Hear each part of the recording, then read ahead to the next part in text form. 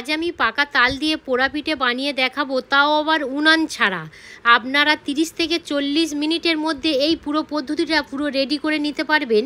এত সুন্দর নরম সফট হয়, মুখে দেওয়ার সাথে সাথেই মিলিয়ে যায়। বন্ধুরা, মালবিকা কিচেন উইথ ভিলেজ ফুডে আপনাদের সবাইকে স্বাগত জানাই। আজ আমি আপনাদের সঙ্গে শেয়ার করব লোভনীয় স্বাদের পাকা তাল দিয়ে পোড়া পিঠা কোনো রকম উনান ছাড়া। আমি 500 গ্রাম গোবিন্দভোগ চাল নিয়েছি। 10 মিনিটের মতো জলে ভিজিয়ে রেখে তারপরে জল থেকে তুলে নিয়েছি। বেশিক্ষণ ভিজিয়ে রাখার দরকার নেই। এবার আমি মিক্স জারের মধ্যে দিয়ে দেব। আর এখানে চালটা কিন্তু 80%-এর মতো গুঁড়ো করতে হবে। একদম পুরো মিহি করলে হবে না, একটু দানা দানা থাকবে, সেই রকমই গুঁড়ো করে নেব।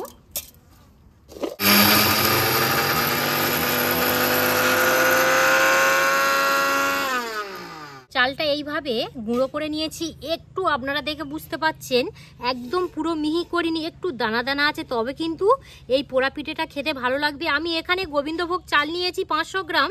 আপনারা কিন্তু যে কোনো আতপ চালও নিতে পারেন, হাতের কাছে যা থাকবে সেই চাল দিয়ে করতে পারেন। কড়া বসিয়ে কড়াটা গরম করে নিয়েছি। এবারে দিয়ে দেব 1 বাটি তালের নোট, ভালো করে ছেনে এবং ছেঁকে নিয়েছি। এবারে যেটা দিয়ে দেব, যে বাটি আমি তালের নোট দিয়েছি 1 বাটি, সেই 1 বাটি আমি দুধ দিয়ে দেব। একই বাটি আমি একটু মেজারমেন্ট করেই করছি। এবারে যেটা করতে হবে, এই দুটো উপকরণ ভালো করে মিশিয়ে নিতে হবে। আর যখনই আপনারা এই দুটো মিশ্রণ মিশিয়েবেন তখন কিন্তু জালটা একদম পুরো লো করে রাখবে। বন্ধুরা, আমি এই যে মিশ্রণটা মিশোচ্ছি, এত সুন্দর একটা পাকা তালের ফ্লেভার পাচ্ছি। সত্যি বলতে পাকা তালের ফ্লেভার সবসময় কিন্তু আলাদাই হয়। এই একই বাটির মাপে আমি এখানে 1 বাটি চিনি নিয়েছি, চিনিটা দিয়ে দেব। আর মিষ্টির পরিমাণটা আপনারা কমিয়ে বাড়িয়ে নিতে পারেন, কোনো অসুবিধা নেই। আমরা একটু আর কি মিষ্টিটা বেশি খাই, ওই জন্য একটু চিনির পরিমাণটা বেশি দিলাম। টেস্ট ও ব্যালেন্স ঠিক রাখার জন্য পরিমাণ মতো লবণ দেব। আপনারা এই কাজটা একটু অ্যাভয়েড করেও যেতে পারেন। আপনাদের তো বললাম আজ হচ্ছে পোড়া পিঠেটা উনান ছাড়া বানাবো, গ্যাসেই বানাচ্ছি। আমার অনেক বন্ধুরা কমেন্ট করছে যে দিদি ভাই একটা পোড়া পিঠে রেসিপি দাও, যেহেতু তালের সিজনে আর আমাদের এখানে তো উনান পাই না, তো গ্যাসে কিভাবে করব। তো সেই সব বন্ধুদের জন্যই কিন্তু এই পোড়া পিঠেটা বানানো। আরে দিয়ে দেবো 1 বাটি তালের নোটের জন্য এখানে হাফ বাটি সুজি নিয়েছি, সুজিটা দিয়ে দেব। আপনারা যখনই এই কাজটা করবেন, আবারও বলছি, গ্যাসের আঁচ একদম পুরো লো করে দিতেই হবে, কোনোভাবে কিন্তু হাই হিটে জাল করা যাবে না। হাফ বাটি এখানে নারকেল কুড়ে নিয়েছি, নারকেল কোড়া দিয়ে দেবো। পোড়া পিঠের মধ্যে যদি আপনারা একটু নারকেল কোড়া দেন, সত্য কথা বলছি, খেতে ভীষণ মজার লাগে। এবারে আমি শেষ উপকরণ দিয়ে দেব চালের গুঁড়ো। তো চালের গুঁড়োটা আপনারা এইভাবে একটু চেলে চেলে দেবেন, তাতে কি হবে, দলা আর পাকাবে না। এইভাবে দেবেন, এইভাবে আস্তে আস্তে দিয়ে দেব। করতে হবে ভালো করে, এইভাবে একটু ফেটে নিতে হবে, কোনো জায়গায় যেন দলা পাকিয়ে না যায়। ভালো করেই কিন্তু এই কাজগুলো করতে হবে। আমি কাজু কিশমিশ নিয়েছি আর 2টো এলাচ মুখ ফাটিয়ে নিয়েছি, খুব সুন্দর ফ্লেভার আসবে। এবারে এইভাবে দিয়ে দেব আর ভালো করে এবারে মিশ্রণটাকে রেডি করে নেব। আপনারা কিন্তু কোনো মতে, আবারও বলছি, জাল জোশে দেবেন না, অনবরত নাড়বেন, না হলে কিন্তু নিচের দিকে লেগে যেতে পারে, আর তখন কিন্তু দলা পাকিয়ে যাবে, আর পোড়া পিঠের শেপটা ভালো হবে না এবং খেতেও ভালো লাগবে না। মিশ্রণটা একদম পুরো রেডি করে নিয়েছি, আর দেখুন ঠিক এরকমই মিশ্রণটা হবে। এই দেখুন, আপনারা যদি আমার মতো এই প্রসেসে করেন তো পোড়া পিঠেটা খুব সুন্দর তাড়াতাড়ি হয়ে যাবে। এরকমই বাটির মধ্যে আমি পোড়া পিঠের শেপটা বানিয়ে নেব। প্রথমত একটু সাদা তেল চারিদিকে দিয়ে দেব, তাতে কি হবে, যখনই পিঠেটা রেডি হয়ে যাবে খুব সুন্দরভাবে কিন্তু বাটি থেকে ছেড়ে যাবে। একটা কলা পাতা শেপ করে কেটে নিয়েছি, এবার বাটির মধ্যে এইভাবে সেট করে দেব। এই পাত্রের মধ্যে অল্প অল্প করে দিয়ে দেব।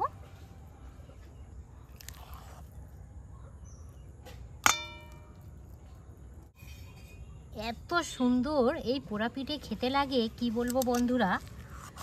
সত্য কথা বলতে আর উনানে আগুনের প্রয়োজন হয় না, আমরা গ্যাসের মধ্যেও বানিয়ে নিলে খুবই সুন্দর খেতে লাগে।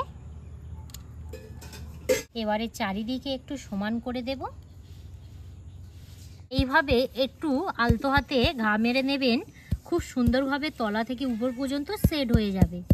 ডেকোরেশন করার জন্য এখানে আমি কিশমিশ আর কাজু বাদাম নিয়েছি। এবার একটু ডেকোরেশন করে নেব। যখনই দেখবেন এই পোড়া পিঠেটা খাবেন, একটু গালের মধ্যে কাজু বাদাম আর কিশমিশ পড়বে, সত্যি বলছি বন্ধুরা ভীষণ মজার লাগবে।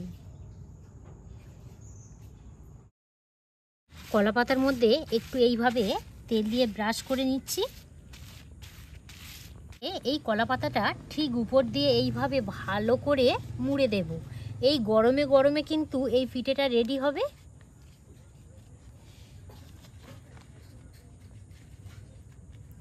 পুরো ফাইনালি রেডি হয়ে গেছে। এবারে গ্যাস ওভেনের কাছে সরাসরি চলে যাব। কড়ার মধ্যে অল্প করে জল দিয়ে দেব। এই দেখুন একদম কিন্তু অল্প, ব্যাস। এই জলের মধ্যে কলা পাতা কিছুটা দিয়ে দেব, এইভাবে দিয়ে দিলাম। এবারে যে পাত্রটা আর কি রেডি করে রেখেছিলাম ঠিক কলা পাতার উপরে এইভাবে দিয়ে দেব। দিয়ে আবারও আমি উপর দিয়ে একটু কলা পাতা দিয়ে দেব। সেই জন্য বলছি চারিদিক দিয়ে একটু আপনারা গরম করে দেবেন।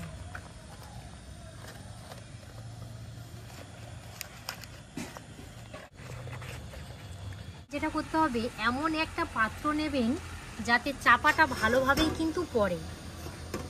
এই দেখুন কত সুন্দরভাবে চাপাটা পড়েছে। এর উপর দিয়ে আমি আরও একটা চাপা দিয়ে দেব।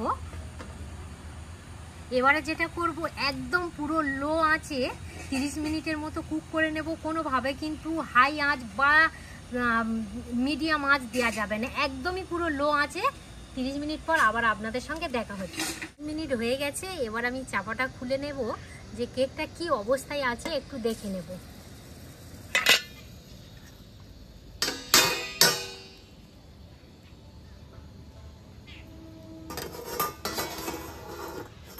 একটু সাবধানে এই কাজগুলো করবেন।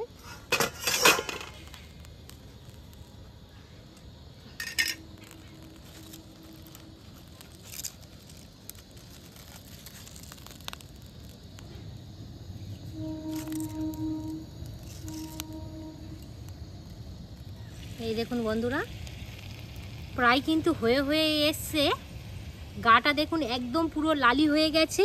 তো আরও আমি 10 মিনিট একদম পুরো লো আঁচে একটু জাল করে নেব। মিনিট জাল করে নিলাম, মানে টোটাল 40 মিনিট। এবার আমি চাপাটা খুলে নেব। আর যখনই চাপাটা খুলবেন একটু সাবধানে খুলবেন।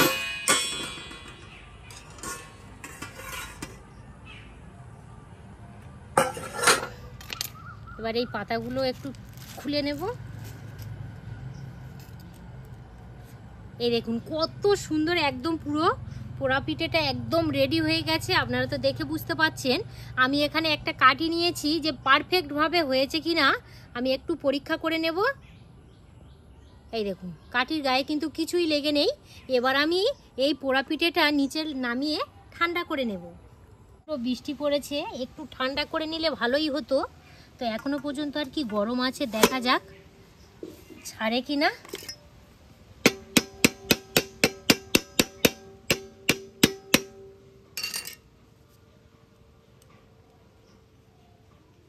এই দেখুন বন্ধুরা খুব সুন্দরভাবে কিন্তু পড়ে গেছে, বুঝতে পারছি আমি।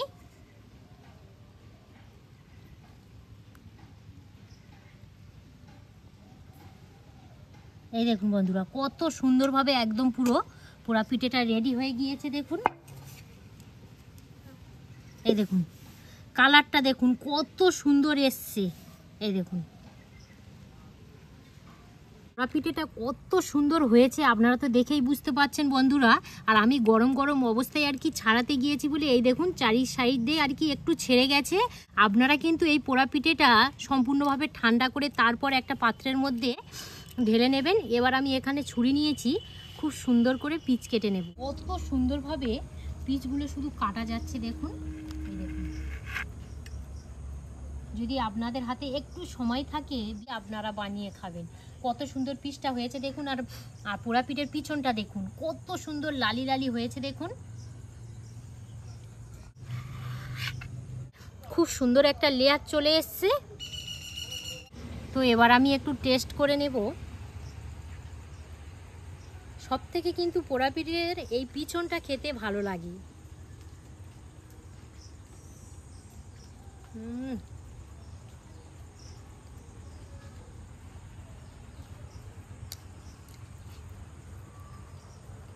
খুব সুন্দর লাগছে বন্ধুরা। যখনই গালের মধ্যে কাজু আর কিশমিশ বা নারকেলটা পড়ছে, সত্য কথা বলছি মন প্রাণ পুরো জুড়িয়েই যাচ্ছে। আপনারা একবার হলো এই পাকা তাল দিয়ে তালের পোড়া পিঠে বানিয়ে খাবেন, খুবই সুন্দর লাগবে।